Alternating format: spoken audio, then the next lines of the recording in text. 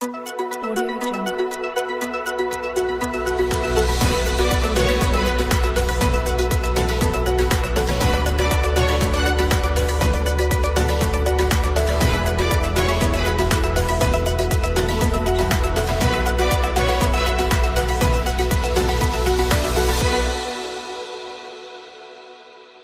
नमस्कार मित्रों, क्या प्रशांत किशोर कांग्रेस में नहीं आ रहे हैं?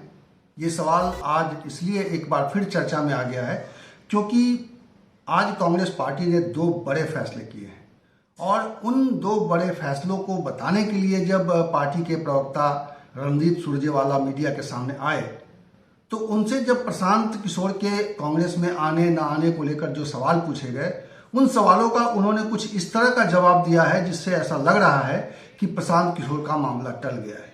इसके अलावा प्रशांत किशोर को लेकर जो चर्चाएं चल रही है, उसी बीच में कांग्रेस की एक बड़ी रणनीति का सामने आना भी ये बता रहा है कि शायद कांग्रेस ने प्रशांत किशोर के बगैर, प्रशांत किशोर को अपनी पार्टी में शामिल किए बगैर या प्रशांत किशोर को चुनावी रणनीतिकार के तौर पे अपनी पार्टी में शामिल किए बगैर कोई बड़ा फैसला कर चुकी है। और उन बड़े फैसले के साथ पार्टी के प्रवक्ता आज मीडिया के सामने आए और उन्होंने पार्टी के उन फैसलों के बारे में जानकारी दी।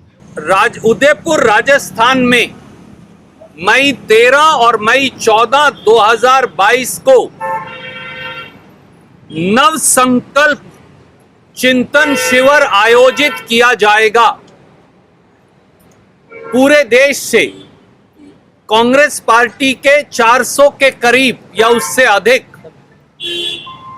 कार्यकर्ता और नेतागण इस नव संकल्प शिविर में अपना योगदान देंगे, हिस्सा लेंगे। नव संकल्प शिविर में राजनीतिक, सामाजिक और आर्थिक चुनौतियां जो देश और संगठन के सामने हैं, उन पर चर्चा होगी। समाज में भिन्न भिन्न वर्गों पर जो कुठाराघात हो रहा है, चाहे वो हमारे दलित भाई बहन हो, आदिवासी भाई बहन हो, पिछड़े भाई बहन हो, महिलाएं हो, अल्पसंख्यक वर्ग हो, किसान व खेत मजदूर हो, युवा और विद्यार्थी हो, इन सब के सामने इन सब के अधिकारों पर जो कुठाराघात हो रहा है, ये नव संकल्प शिविर इन सारे मुद्दों पर गहनता से चिंतन विचार करेगा। इसके साथ साथ संगठन को किस प्रकार से और मजबूत और प्रभावी बनाया जाए, राजनीतिक सामाजिक चुनौतियों का सामना करने के लिए, इन सब पर भी ये चिंतन शिविर गहन मंथन करेगा।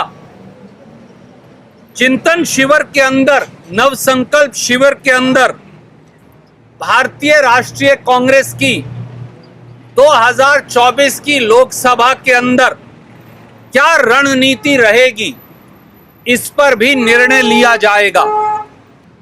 कांग्रेस अध्यक्षा जी ने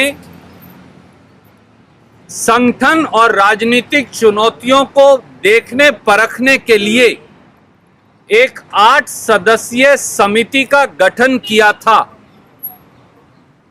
इस 8 सदस्यीय समिति की रिपोर्ट माननीय कांग्रेस अध्यक्षा सोनिया गांधी जी को 21 अप्रैल 2022 को सौंप दी गई।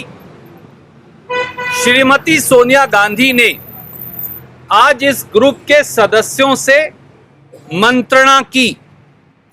गहन मंत्रणा करने के बाद कांग्रेस अध्यक्षा श्रीमती सोनिया गांधी ने निर्णय लिया है कि भविष्य की राजनीतिक चुनौतियों से निपटने के लिए एक एम्पावर्ड एक्शन ग्रुप 2024 का गठन कर दिया जाएगा।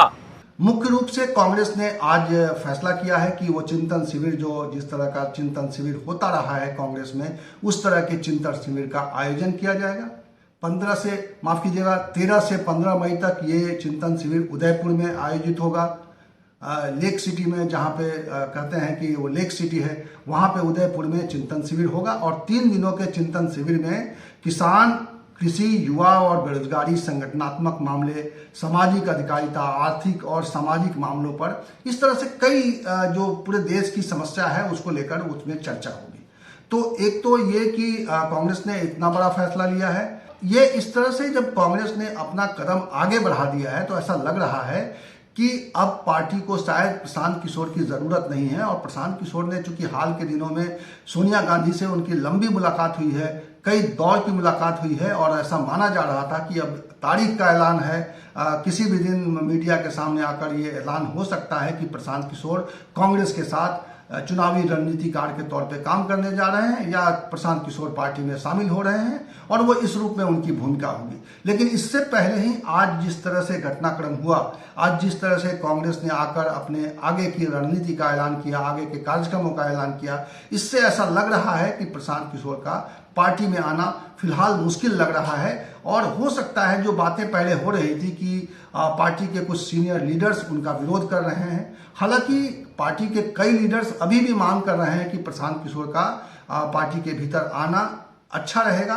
और एक नाम सामने आया है, दिग्विजय सिंह के भाई हैं लक्ष्मण सिंह, उन्होंने तो कहा है कि उनको राज्यसभा में भेजा जाना चाहिए, जो कि प्रशांत किशोर की अपनी एक भूमिका रही है चुनावों को जिताने में, और जिस तरह से वो काम करते रहे हैं उससे पार्टी को फायदा हो सकता है। एक तरीके का उन्होंने एक इस तरह का एक संदेश देने की कोशिश की है। तो पार्टी के भीतर यानी कांग्रेस के भीतर प्रशांत किशोर के आने को लेकर और प्रशांत किशोर को रोकने को लेकर दोनों ही धाराएं काम कर रही है।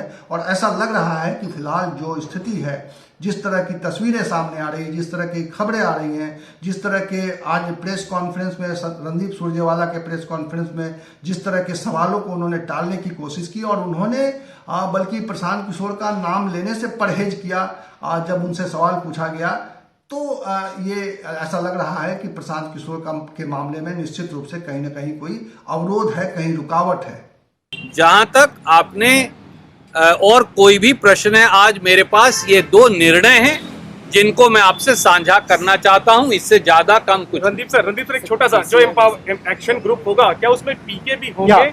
एक सवाल। और दूसरा कि एक तरफ पीके कांग्रेस से बातचीत कर रहे हैं, आप लोग मंथन कर रहे हैं, और दूसरी तरफ तेलंगाना में टीआरएस के साथ उनकी मीटिंग होती है, उनका जो आईपैक है वो उनके साथ समझौता करता है। तो इसको कैसे आप लोग देख रहे हैं? क्योंकि जो तेलंगाना लीडरशिप है कांग्रेस की, वो काफी खफा है इस बात से कि आला कमान प्रशांत किशोर के साथ बैठक कर रहे हैं, जबकि पीके तेलंगाना में टीआरएस के साथ काम कर रहे हैं। आदरणीय साथी, एम्पावर्ड एक्शन ग्रुप का जब गठन हो जाएगा, उसके जो सदस्य होंगे मैं आपको बता दूंगा। जब तक इस पर कांग्रेस अध्यक्षा जी ने निर्णय नहीं लिया, मुझे नहीं लगता कि मैं उनकी जगह निर्णय लेने के लिए अधिकृत हूं, आप ये स्वीकार करेंगे। जहां तक सवाल है किसी व्यक्ति विशेष के शामिल होने या ना होने का, उसमें कौन होगा, जब शामिल होंगे तो मालूम चल जाएगा। आज इसके अलावा मैं किसी और विषय पर टिप्पणी करना सही नहीं समझता। तेलंगाना इस वीडियो में इतना ही। इसी तरह की चर्चा के साथ, इसी तरह के विमर्श के साथ मैं आपको मिलूंगा अगले वीडियो में। तब तक के लिए नमस्कार। लेकिन जाते जाते मैं आपसे अनुरोध करना चाहता हूं कि अगर आपने अभी तक हमारा ये चैनल सब्सक्राइब नहीं किया है तो प्लीज़ इसे सब्सक्राइब कर लीजिए और इसका बेल आइकन जरूर दबा दीजिएगा, ताकि जब भी कोई नया वीडियो बने तो इसकी जानकारी आपको मिल जाए।